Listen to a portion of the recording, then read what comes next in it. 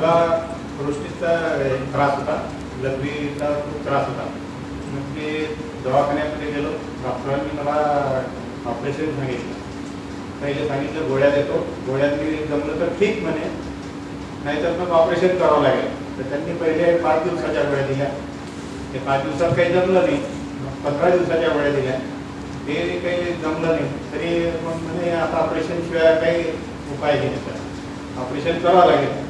सध्या नाही केलं तरी चालेल म्हणे, ह्या गोळ्यांनी मला त्रास कमी होईल, पण ते ऑपरेशन करावंच लागेल म्हणे. मी ठीक आहे, मी विचार करून तुम्हाला सांगतो म्हटलं. नंतर मग त्या भाऊंनी मला ही औषधी सांगितली धन्वंतरीची. पहिले मी त्यांना म्हटलं खूप महाग आहे ती, ते मी घेऊन पहा पहिले, नंतर पहा. मग मी ती घेतली तर मला 4 दिवसातच आराम पडला आहे.